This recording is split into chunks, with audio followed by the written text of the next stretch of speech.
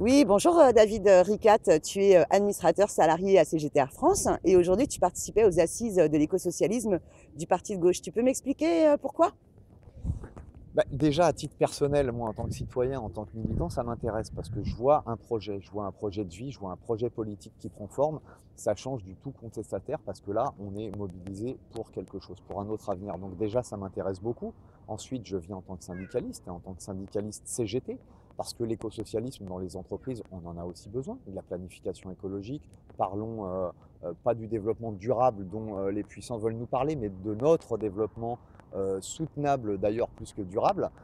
Et puis enfin, je suis là aussi pour faire le lien entre l'action syndicale qu'on mène en ce moment à Air France et notamment un futur sommet là, qui s'annonce très proche, qui est la COP 21, où la France joue un rôle central et majeur et où toutes les caméras du monde vont être braquées sur la France. C'est peut-être aussi l'occasion de rappeler qu'on a des sujets dans notre lutte qui concernent des questions de la COP 21, comme notamment l'abandon des commandes des avions de nouvelle génération à Air France. Je parle des 787 de chez Boeing, des A350 de chez Airbus, qui sont des avions de toute dernière technologie et de toute dernière génération qui permettent, outre leur coût moindre à exploiter pour l'entreprise, ce qui devrait quand même intéresser les patrons, qui aussi laissent beaucoup moins de traces et d'empreintes en termes écologiques.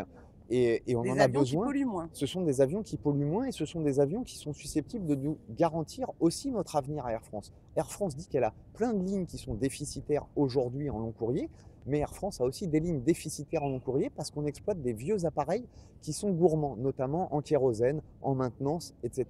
Donc nous, on vient aussi avec nos revendications qui concernent l'écosocialisme, aussi en entreprise, qui est de dire nous avons besoin de cet avion, de ces avions.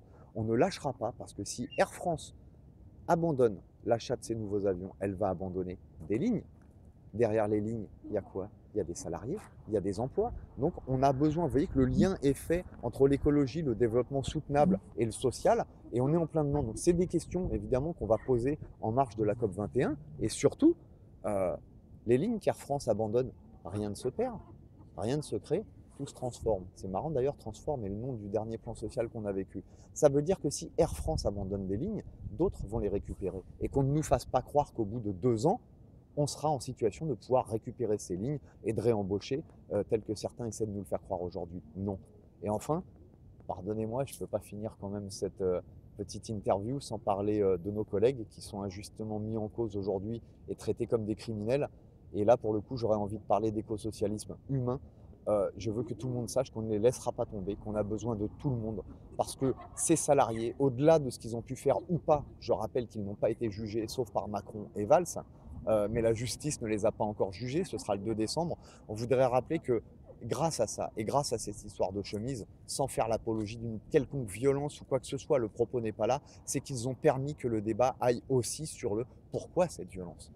Et d'ailleurs, à ce propos-là, les salariés d'Air France ont énormément apprécié l'intervention de Jean-Luc Mélenchon dans les médias, parce qu'il est le premier qui a permis de déplacer ce curseur de la violence prétendue des salariés vis-à-vis des employeurs à la violence que ces salariés, la violence sociale qu'ils subissent depuis 4 ans à Air France. Et ça a énormément aidé les salariés, ça les a décomplexés dans cette lutte. Et je pense qu'ensemble, et avec un maximum de partis de gauche, bien entendu, hein, on parle là de la vraie gauche, on espère qu'on va pouvoir converger pour, en partant d'Air France, pourquoi pas commencer à imposer un autre modèle de société. Eh ben, merci David Ricat. Eh ben, écoute, De rien, nous, tu sais qu'on va continuer à être à vos côtés. je sais. Hein. On refuse à la fois les 2900 licenciements et à la fois les 5 licenciements. Voilà, donc pas un seul licenciement. Et on se retrouve au prochain rendez-vous. On lâche rien. Aucun licenciement, aucun. Yes!